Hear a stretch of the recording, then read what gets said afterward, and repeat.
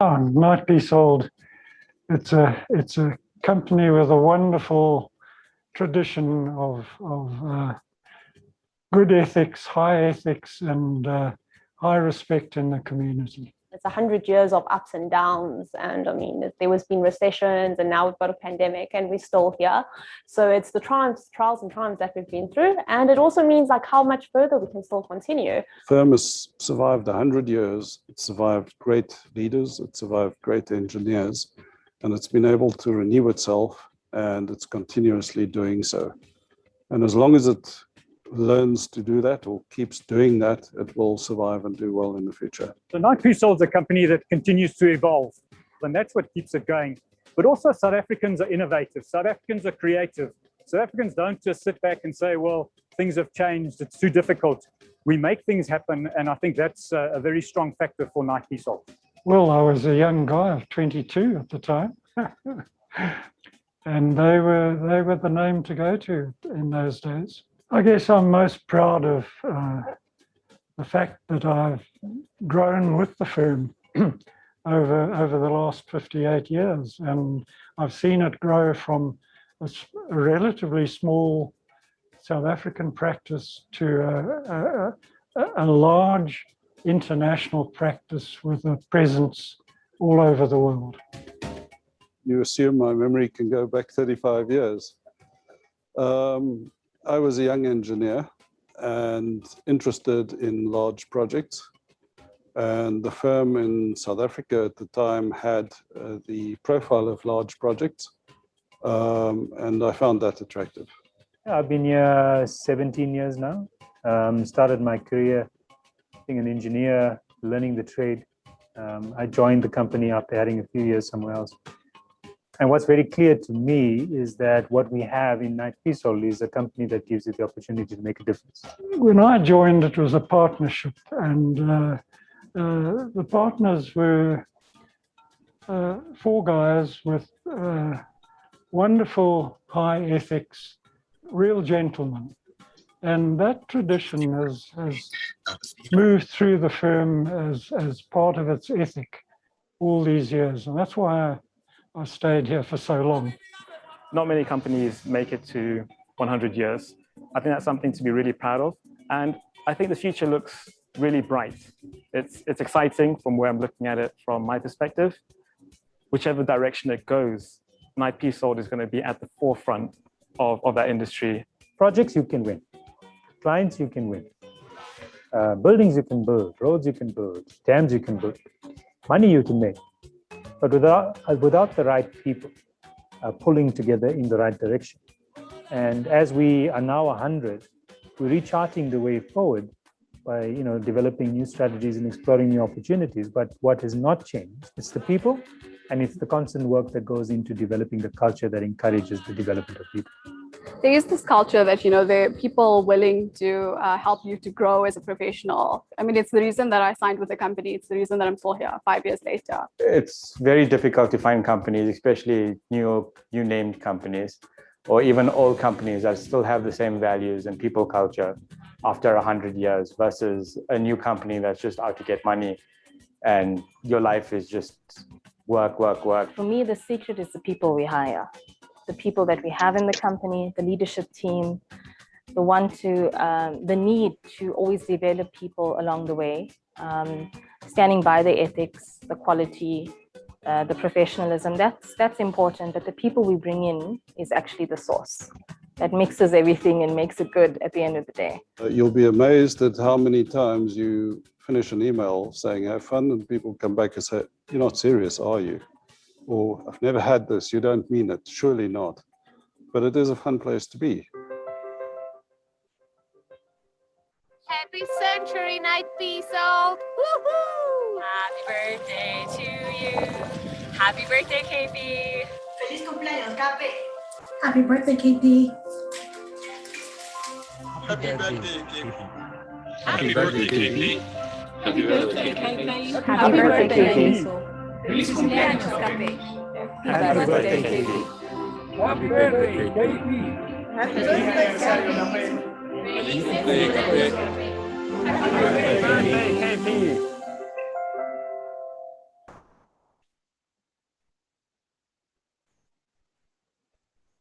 Empowering organizations, helping businesses to navigate the modern technology-mediated business landscape, providing advice on strategic thinking, and identifying future innovative imperatives that will drive sustainable growth in our rapidly changing world. Ladies and gentlemen, welcome our guest speaker for this evening, John Sanai, a trend specialist, business innovation strategist, and futurist. Good afternoon, and what a wonderful, wonderful place to be celebrating this incredible milestone. Congratulations. I'm very, very privileged to be part of this with you. I'm going to share my screen so we can get going. Tech people, please can you help me share my screen? It says host disabled participant screen sharing so I can get going with the keynote. There we go. Thank you so much. Appreciate it. So very quickly, I'm going to start off with a 30-second video that really represents where we are in today's world.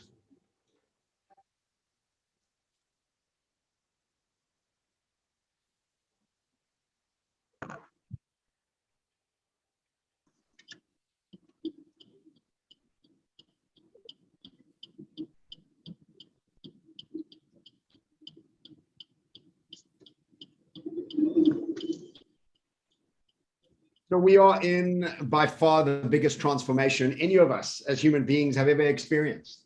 I play on the word of transformation into transformotion, this ability for us to move at hyper pace towards such unclear futures. A totally uncertain world awaits us, and nobody really can tell us what it actually looks like. And this really gets us to understand that for the longest time as society, we have been addicted to certainty. Now, when it comes to building bridges, dams, and buildings, certainty is vital. But when I'm talking about certainty is, what does the future of education look like? What does the future of socioeconomic world look like? What does the future trends look like? And we're finding ourselves today like we've never found ourselves ever before in the space of massive transformation. Now, there are two key things that we need to understand is that in order for us to be able to prepare for this future, the very first thing we have to do is let go of any sort of certainty. Because of our addiction to certainty, what we have done is we've switched off our poverty, our reimagination, and our ability to reimagine. It was UNESCO's Future Literacy Program that calls this trend a poverty in reimagination. And this is where we are as human beings as we go through this massive transformation. I think it's much more important to understand the philosophy and context of where we are so we can prepare ourselves and our businesses for what lies ahead of us. Now, when we are able to switch on imagination, we don't actually have to have this addiction in place, and we can release that, relax, and try and reimagine what the world could actually look like. Now, all transformations have three stages. We have the sad, where we have to let go of the familiar, let go of our comfort zones, let go of everything we've been taught in society and education. And that's really what's going on right now, is that we're having to let go of many things that we were actually very comfortable with. Once we let go, and once we've had the courage of letting go, we then arrive in something called the strange. And the strange because nothing is familiar, nothing looks like it used to, nothing really has that momentum yet in order for us to have some sort of ease into the process. And then all transformations eventually arrive at an adventure. But where we are right now as a humanity is where we are is a sad and strange place. Sad because we've lost so many people, strange because nothing looks familiar and nobody knows what the new world actually looks like. And this sad and strange is what I want us to focus on. Because if we become clear that we are in the space of sad and strange, our behavior changes, our perspectives shift, and our expectations shift. And this is really the key here, is that in winter, if you are still crying out for summer to arrive, what happens is you don't really enjoy winter at all. And where we are as humanity is kind of a winter. Let me explain a little bit further. There was a book written in 1996 called The Fourth Turning by Neil Howe and William Strauss. And in this book, they discovered some incredible things that human beings do. As human beings, we have been going through something called a saeculum, a cycle of sorts, and they researched this back to the 1600s. Now, quick caveat, these two gentlemen were the gentlemen that came up with the archetypes of the generations that we all know now so well, called the baby boomers, the Gen X, Gen Y, and Gen Z. And these two gentlemen broke down the different motivating factors each one of these generations have. So you'll agree with me that they really are smart gentlemen, and what they are anthropologists and historians. So they stepped back from the generational archetypes and they looked at the cycles that we go through as human beings. And they discovered that without us even knowing about it, we've been going through these 80-year, 90-year, 100-year cycles for the last few hundred years. Now, what happens within these cycles is there's 20-year cycles that come in between this 80-year cycle. So let's just keep it on 80, so just for numbers' sake. And so we have an 80-year cycle, we have these 20-year cycles that come within these cycles. And every single time these new generations are born, we have a different motivating factor. The way we see ourselves changes, the way we see the culture we're in changes, the way we see the country we're in changes, and the way we see the future fundamentally changes between all the generations that we have gotten to know. Now, inside these saeculums, what we have is spring, otherwise known as a high, and then we have a summer, otherwise known as the awakening, and then we have the unraveling, otherwise known as autumn, and then we have the crisis, otherwise known as winter. So let's go through each one of these so we can build some context for the future and for us to have a different perspective of what's coming ahead of us. So the first turning really started off in 1946 to 1964. This was the end of World War II, and we saw the beginning of this very exciting new world that was ahead of us. And we had the space program that began. There was a very upbeat era in the energy of the world. We had the United Nations being developed over this period of time. We had jets being developed. There was so much promise. There was television that was being introduced to the world. So you can see there was a upbeat energy around 80 years ago when we started the beginning of this saeculum cycle that we're in right now. But all spring and all highs are then brought about to the second turning. And the second turning, otherwise known as summer or the awakening, really started to see us ask new questions. Like I said, every generation asks a new question of what is it that we're here for? And we saw in 1964 to 1984 a real spiritual awakening around the world. We had the introduction of computers, and this was really the beginning of really breaking away from the structures of propaganda. And we can know now that the internet has really brought about so many new voices to the world. We also saw space, Star Wars happen, and space started becoming a big thing. The Beatles were really big then. But then the third turning began, and this was the unraveling and the beginning of autumn in a way, if you want to think about it. And this was in 1984 to 2008. And in this process, we started to see the unraveling of society. And many questions were starting to be asked about the structures of society that we had 100% agreed to in the first turning. By the third turning, we're starting to unravel and starting to really mature out of agreeing to those sort of structures that were built. In 1989, what we had was the falling of the Berlin Wall and the breaking away from communism, the Tiananmen Square, where China started to open up its doors more and start to trade with the rest of the world. We had 9/11, unfortunately, and we had Exxon Valdez happen. And we had all these things that really made the world a very, very different place. And we started to see the unraveling of the world around us. And then in 2008, we began the fourth turning, the winter or the crisis, as it's being demarcated in the research. And remember, this book came out in 1996. So this was a book that when it came out, people were like, what are you talking about? Everything is great at the moment. And they wrote in this book that there will be a financial crisis. There will be a sort of civil war that will be happening. And so where we are right now is exactly this, we have this massive nationalism that's moving and separating the world around us. We have the financial crisis that happened in 2008 that made us question the whole financial sector. We have COVID-19, we have more unemployment than ever before around the world. And we see very squarely where we are is an end of a cycle.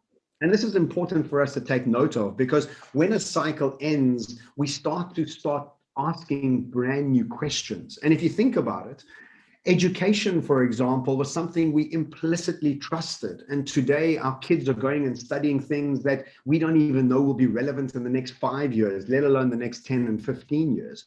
Think about socioeconomic systems around the world that we don't really trust anymore. I remember when I was 6 and 7 years old, when it was 7 p.m., my mom would say, shh, the news was on. You remember that? When everybody used to think the news was absolute gospel. And today we don't really believe the news wholeheartedly. So every structure of society is being re-questioned. And that's important for us to take note of.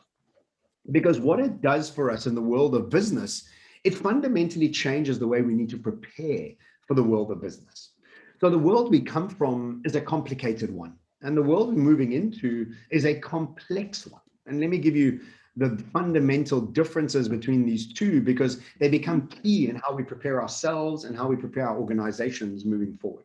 In a complicated world, what we have is a world of patterns that repeat themselves. And this is why we could use mathematics, accounting, Excel spreadsheets, design thinking to be able to work ourselves out of a situation by extrapolating the past into the future and having a 5 or 10-year plan, no problem. And this is because everything was built on the Industrial Revolution's process of a sort of a process written by from A to B to C to D. It was always a process that you followed through. And so you could always create those patterns and understand them. Also, in a complicated world, most things become automated, because that's what happens when patterns can repeat themselves. Computers learn them and they're able to be automated really quickly. And lastly, the most important thing in a world of complications where patterns repeat themselves is economies of scale and hyper efficiency. These were the sort of darlings of economics and business over the last 200 years. Economies of scale and efficiency were brilliant because if you were doing what you did last year, all you needed to do was make it more efficient, bring in economies of scale, and you could be more profitable. But there's a problem. The problem is that we're now moving into a complex world, and a complex world is one fundamental difference. It has patterns, but they don't repeat themselves.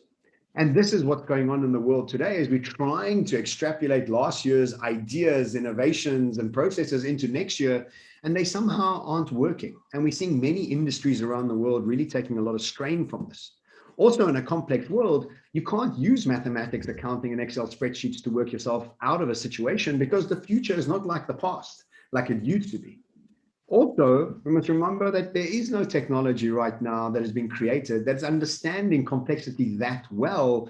So it's only us that are able to be adaptable enough to be able to understand this moving world. And finally, economies of scale need to be replaced by economies of learning. And what that means is that the quicker we can unlearn to relearn makes us the most powerful person in the room, because if things are changing so dynamically, the person who's always able to unlearn to relearn becomes the most powerful. And in the same breath, efficiencies need to be replaced by robustness. Now, let me land this for you with an example. Remember when we used to travel a lot, and please God, we'll start traveling again, but we used to go to the conveyor belt and put our suitcase onto the conveyor belt. And that suitcase used to get to us on the plane in the most complicated, pattern repeating, efficient, automated way possible. If you've ever seen, and you'll see the video now that I'm showing you, the complicated ways that suitcase gets to you, it's so mind-boggling. I'm so surprised that automation gets that suitcase to us 99% of the time on the plane. Why? Patterns that repeat themselves, that are automated using mathematics and accounting to get us that suitcase. No problem, and it works most of the time. What happens then when we get onto the plane is we're dealing in a totally different world. Now we're dealing with a complex world. And in a complex world, what it is that when the plane goes up, now we're living in a complex world. In other words, there are 4 engines when one is enough. There's 5 operating systems when one is enough. There's 3 pilots when one is enough. And what does that mean? It means that when you're up in the air, you have no idea what's coming. It's just, you don't know if another plane's coming towards you, a bird's flying into the engine, a pilot's going to die, there's going to be a terrorist attack. So what do? You over supply services and products. You over prepare. And that's why flying today is the safest way for us to travel around the world, because planes are built on complexity, not complicated. And so as businesses, if we only focus on efficiency and economies of scale and the market changes, we'll find ourselves in a lot of trouble. That's why we're seeing patient capital become a thing. That's why we're starting to see very different ways that businesses are expressing themselves in much more robust ways. So in other words, we've moved away from a just-in-time world to a just-in-case world.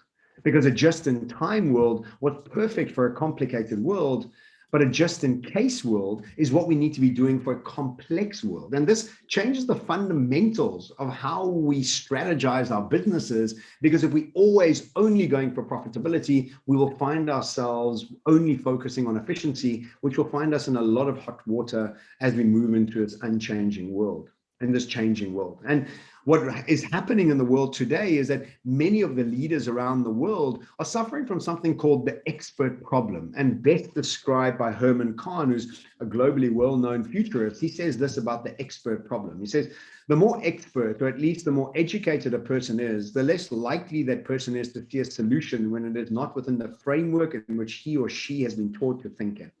And this is what's going on in the world today, is that most of the politicians around the world and most of the leaders in organizations are really, really experts at the world of complication and patterns that repeat themselves. The idea we have to have is trying to figure out, how do we bring more leaders up into our decision-making scenarios where we are giving them the opportunity to be more complex in the way they go about making decisions about their business. And this brings me down to 2 fundamental ideas that gets thrown around far too often, and people don't understand the difference of them. You see, innovation is doing what we've always done, just a bit better. Complicated world needs innovation. And I'm not saying we mustn't do that. We must absolutely carry on doing that. But we must also remember that there's something called disruption. And disruption is making your current business model obsolete to create a new business model. And this is the real fundamentals of us preparing for the future, is that most of us think that innovation is enough, but it isn't, because innovation is only good enough if you're staying in a complicated world, and nobody is. Everybody's moving to a complex world. Remember, we're moving from the 4th turning to the 1st turning, meaning that the whole cycle of what humanity is going through is starting to shift. And again, remember, I reminded you that everything we once trusted, we don't really trust anymore, from politics to socioeconomics to education and a whole bunch of other things. And many businesses fall into this trap. And best example I can give you is Gillette, because Gillette went from 1 blade to 2 blade to 3 blade to 4 blade to 5 blade. Did anybody ask for all these blades? No, nobody did, but they were innovating, doing what they did last year, just a bit better. Those guys in those white jackets inside those labs, all they could do was carry on doing what they did last year, just a bit better. And look, for the sake of innovation, I think that's really great, but not really necessary. And the market spoke very loudly, because in 2019, not only for a growing love of beards, we saw Procter & Gamble shave off $8 billion off their balance sheet for Gillette. And the reason is not because their product was bad, is that it was sold in the old way of supply and demand. And every time they added a blade, it became more expensive. And now it's so expensive that it gets locked away inside pharmacies because people are stealing them. At the very same time that Gillette lost $8 billion, there was a company in the States called the Dollar Shave Club, and it got sold for $1 billion after 5 years of trade. And guess how many blades it had? 1. But you know what its magic was? It has a disruptive business model. You pay $1 a month and you get 1 blade sent to you every month, fresh, to be used for that month. And that idea of subscription and personalization and convenience was really what won, not adding another blade over another blade over another blade. So I hope I'm making my point here around the difference between innovation and disruption. And always remember, the light bulb wasn't invented by making the candlestick more efficient. And as businesses, of course, you must stay more efficient. But if you're not planning a disruptive business model, a plan to be ready for complexity, we will find ourselves in a lot of trouble. Now, the best way I've seen people do this around the world is by developing two teams in our businesses. I've seen this all the way from Japan to America, and even here in South Africa, I'm seeing some businesses do this. And what this looks like is that a today team is all about innovation, is all about complication, because that world's not disappearing immediately, it's still happening. And so we have to develop the today teams. But most companies have a today team because that's what they're doing, they're working in today. But the very smart businesses are the ones that are starting to develop tomorrow teams. And these tomorrow teams almost sit away from the existing today teams, and they plot and plan and plant seeds for what possibilities they are tomorrow. And the key here is experimentation, because nobody really knows, but if you're not experimenting, you're not even in the game. Quick example is Japan Airlines has spent $75 million on the future of travel. And the future of travel has got nothing to do with a plane or a pilot or an airport, according to them. According to them, it's an avatar system, a helmet, a suit that feels heat and cold and pressure. And you really are able to travel to anywhere in the world with somebody else who's nowhere near you. So they've already started doing this with paraplegic people and sick people and older people, where they're able to put a helmet on and a whole suit on and have a very visceral feeling of traveling to the bottom of the ocean, to New York, or wherever it may be. And obviously this might not be the future of travel. There might be an iteration of it, but guess which airline will be there before any other airline?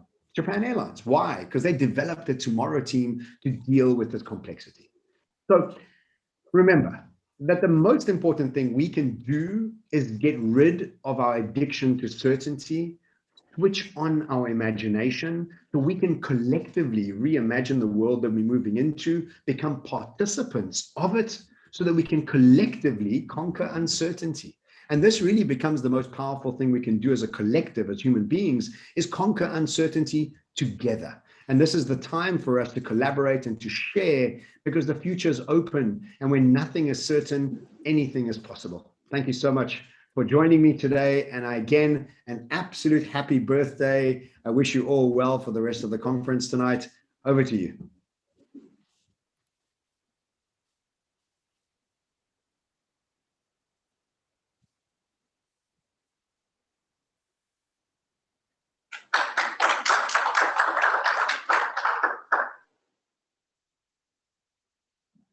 With 17 years of his career dedicated to Knight Pisold, Southern Africa, and with remarkable insight for continuing on a path of progress and a solid vision for the future of Africa, please welcome Vishal Hariprasad, our Regional Manager for Knight Pisold in Southern Africa.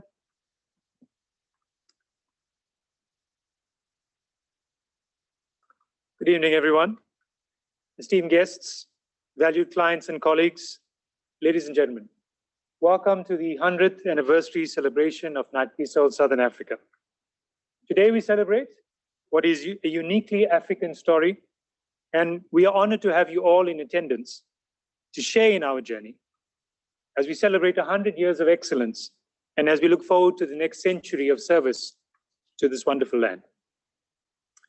From its humble beginnings in South Africa in 1921 as Canthek and Canthek & Partners, to its evolution as Watermeyer, Legg, Pisold and Ullman, to the company it is today, Knight Pisold Southern Africa has grown to be a valued, trusted, and uniquely African partner to the clients whom we work with. Throughout our history, we have remained at the forefront of infrastructure and mining development, both within the continent of Africa and across the world. As one of the oldest African consulting engineering firms, we are proud of our longevity and service to the African continent. We are also justifiably proud of managing to remain a viable, profitable, and African-owned and managed operation through major world wars, through periods of major economic upheaval and depression, through periods of major political change, and more recently, through a devastating pandemic. We are also proud of the fact that we have established and grown local operations throughout Southern Africa, through offices in Namibia, Zambia, Botswana, the Democratic Republic of Congo, Madagascar, Swaziland, Mauritius, and here in South Africa. Staffed by locals in the countries where we operate and supported by the collective skills, knowledge and expertise of both our local operations and our global teams. And this has happened without Knight Piésold losing its unique culture, identity, and heritage, without needing to be acquired by a global company to grow and expand.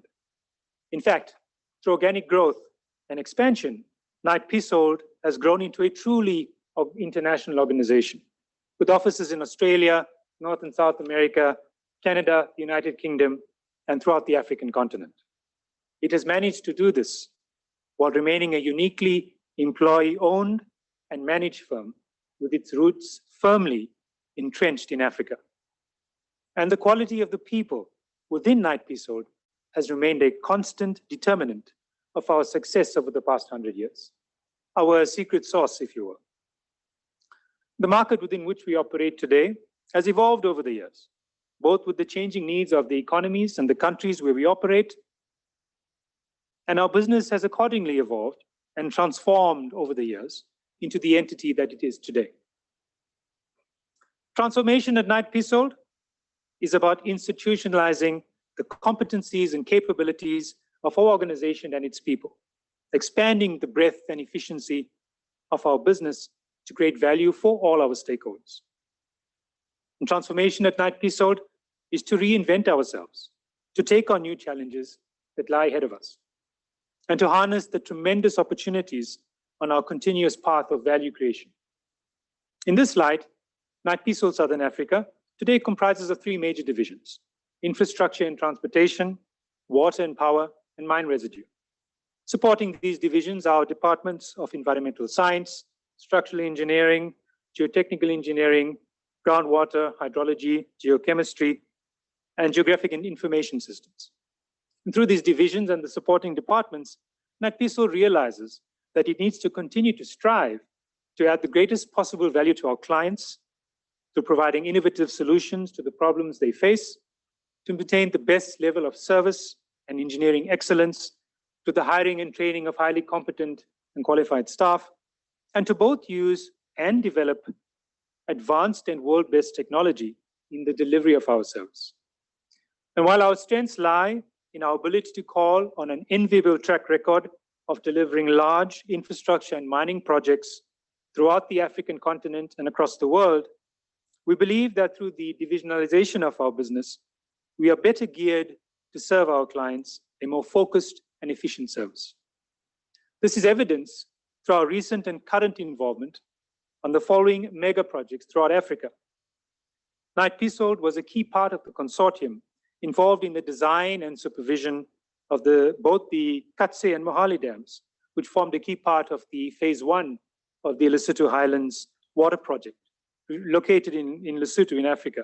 We're currently working on elements of phase 2 of this project as part of the project team. Within South Africa, Knight Piésold was the lead consultant for the design and construction supervision of the multi-billion rand Western and Northern aqueducts in the province of KwaZulu-Natal. These are large diameter pipelines which are necessary to bring potable water to the rapidly developing areas of the eThekwini municipality in KZN. Knight Piésold has also played a key role in both the design and construction supervision of the Ngula Pump Storage Scheme located in South Africa. This is a critical project for the country, completed under the auspices of Eskom, which entailed the design and construction of dams, roads, tunnels, caverns, and all related aspects of that project. Knight Piésold was also the lead consultant in the design and construction supervision of the Neckartal Dam project, located in Keetmanshoop in Namibia, which is the largest infrastructure project ever undertaken in Namibia. Knight Piésold is currently involved as engineers on the tailing side for the KCC mine located in the DRC for Glencore, which is a key project in that country. Knight Piésold is also the lead consultant engaged for the design and construction supervision of the Wild Coast Toll project for the South African National Roads Agency in South Africa. This project is a Greenfields National Roads project located in the Eastern Cape of Southern Africa, and is one of the flagship projects of the South African government. NATPESOL is also engaged in the design and supervision of the large tailings dams for the Ambatovi nickel mine located in Madagascar, and has been the engineer on most of the tailings facilities designed and constructed in Zambia. And NATPESOL was the designer of the Intimbali Dam in northern Botswana, as well as numerous water resource studies in that country since its first project in that country, which included the supervision of the country's first power plant, Morupule A. Through our execution of these projects, as well as several other projects in the pipeline, NATPESOL has proved its ability to undertake large mega infrastructure projects, as well as to be able to offer the mining industry a complete infrastructure offering, and to be able to deliver them on time, on budget, and on brief. This is further evidenced by our ISO 9001, 14001, and 18001 certification, triple certification, something we are proud of and something we've achieved and maintained for a number of years. Internally, our leadership team comprises uniquely Southern African talent, nurtured from within the firm to top management. Under the management of this team, NATPESOL intends to continue to build on the strong foundations of the past 100 years as we look forward to growing into the next century. And we believe that partnerships will be an important aspect of our future growth. These partnerships are formed on the strong foundations, trust, shared vision, and strategic intent. As our democracy has matured and evolved, so has KP in the past. We realized years ago that what the firm needed to do was evolve from being a corporate dedicated to maintaining the health of its employees and of itself, to one that was dedicated to being a responsible corporate citizen in the countries within which we operate. We realized that rather than lament the slow rate of infrastructure development, the lack of significant enough investment in education and educational facilities, the poor state of maths and science teaching in our secondary schools, the pervasive influence of corruption in the tendering environment, that we needed to change our paradigm, to define the path ahead for ourselves as a company on the African continent. To this end, NATPESOL has realigned its strategic objectives as an organization and has repositioned itself as a key driver in the achievement of the objectives of national and local governments in Africa, that being ensuring that it plays a key part in facilitating the expansion of national income and production as a prerequisite for job creation, improving living standards, and economic development. Now, unemployment is one of Africa's main socioeconomic problems, so increased employment is a central policy objective for all countries. Practically, the achievement of these objectives will be driven by increasing public sector investment in infrastructure, and NATPESOL intends to play a key part in partnering with governments throughout Africa to achieve these goals in a meaningful way. NATPESOL also realizes that in order to ensure that the local consulting engineering industry transforms adequately and offers significant opportunities to local emerging consultants and businesses, and not at the expense of quality, that it needs to play a significant role in ensuring the development of these emerging local consulting practices and engineers. And that it's done in an ethical, consistent, and well-planned manner, such that the resultant engineers and businesses are competent, sustainable, and capable of being viable enterprises in their own right. Through our enterprise development programs and in-house mentoring and training programs, we have taken numerous individuals, companies, and consultants through these processes and developed competent businesses. We further reinforce this through our strong emphasis on the hiring of local competent staff wherever we operate. We also view every project as an opportunity to train, develop, and to pass on skills to emerging local consultants and staff, and to make it a priority on every project to ensure that this objective is achieved. We believe in the competency, the quality, and the potential that exists within Africa and within African engineers, and are committed wholeheartedly to playing a key part in the development of these engineers and scientists. We are proud of what we've achieved thus far and are driven to continue to move along this path and to create opportunities for businesses within our sphere of influence and to allow them to grow and to flourish. We're also proud of the recognitions through the industry that we've received across the various countries where we operate. Within South Africa, Knight Piesol was declared the winner of the Business Excellence of the Year Award by the Consulting Engineers of South Africa in a recent awards ceremony in the last few years, along with winning the Mentoring Company of the Year 2 years ago. Along with these awards that recognize the culture we have in our business, as well as the responsible way in which we operate, we've also won numerous technical awards for our technical excellence and our competency across the countries where we operate, both in Africa as well as across the world as a group. And we're also proud, and we encourage all our staff to play key roles in industry bodies across Southern Africa, and such that we play a key role in driving the industry forward, and something that we take great pride in. But for us to believe that our influence should be only limited to businesses and individuals who are entering the workspace would be extremely naive and short-sighted. We thus founded the Bokomoso Social Development Scheme some years ago, with the primary goal of uplifting and investing in the youth of today, the future of tomorrow. Through this program, we've identified and partnered with numerous schools throughout Southern Africa, where we have made significant investments in equipment and textbooks directly related to the improvement of the performance in maths and science at secondary schools. We've also invested a lot of our time in nurturing and mentoring a lot of these young learners. We've stopped standing on the sidelines and bemoaning the lack of sufficient investment in education and the poor state of math and science in our educational facilities. And we have gotten involved directly. We believe that this is the responsibility of every corporate citizen in the country, within Africa, and especially within the engineering consulting fraternity. We're happy to take the lead. We are pleased that not only have our investments in these schools and learners been well received, but the pass rates at these schools in maths and science has improved. And we're very confident that future employees of Knight Piesol and future leaders of the consulting engineering industry will emerge as a result of what we've done, and hopefully what we've motivated others to do. And this is a further illustration of what we believe defines the DNA within Knight Piesol: to leave a lasting legacy wherever we operate, and to make a difference in the lives of people that live within the communities where we operate.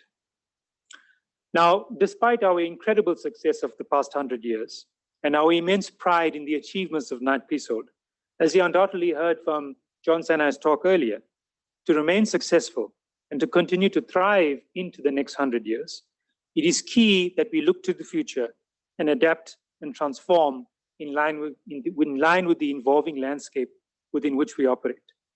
From being born onto the African continent, it's poignant that as we chart the next 100 years, we look to our ancestral home for growth opportunities. We believe strongly in the potential and the opportunities that exist and lie within the African continent in the future. We believe that over the next decades, development in Africa of infrastructure, energy, and mining projects will be driven by the strong population growth, which is projected to reach 1.7 billion on the continent by 2030. And as we look to the future, and we ponder on how we position ourselves as a business to play a significant role in facilitating and developing this growth, we've come to realize that for our business to be as successful as possible within the environments within which we operate, we need to adapt and grow.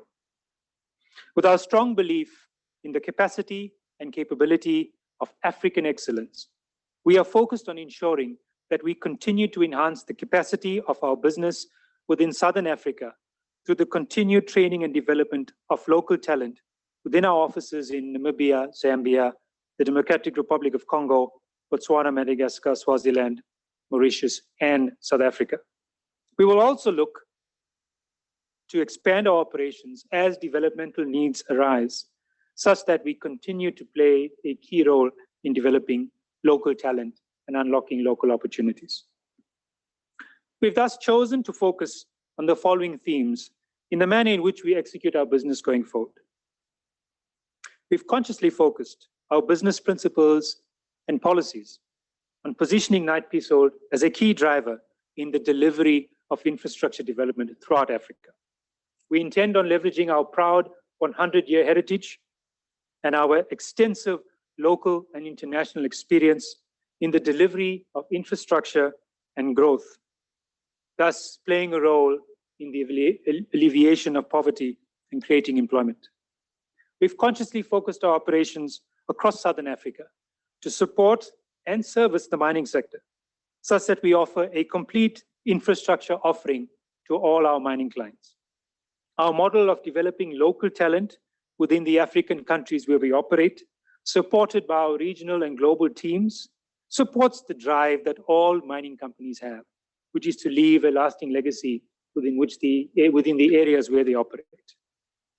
We've also consciously focused our operations to position Knight Pisold as a key driver in the identification, development, and nurturing of prime talent in the construction and consulting engineering sectors.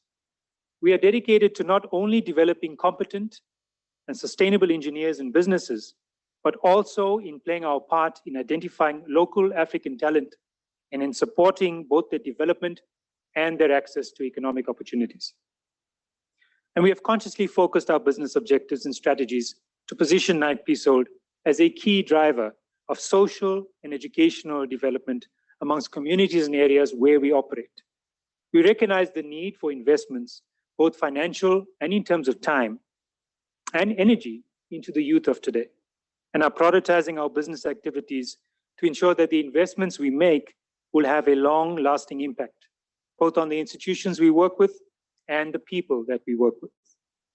And through the execution of these aims, Knight Pisold intends to continue to be a leading and uniquely African world-class engineering consultancy, leading the way in the industry and playing a meaningful part in the development within Africa and across the world, as we did yesterday, as we are doing today, and as we intend to do tomorrow. We thank you, our valued clients and colleagues, for your considerable and constant support, and we look forward to continue to being your partner in development and transformation. And we invite you to join us in our journey on the next 100 years. Thank you.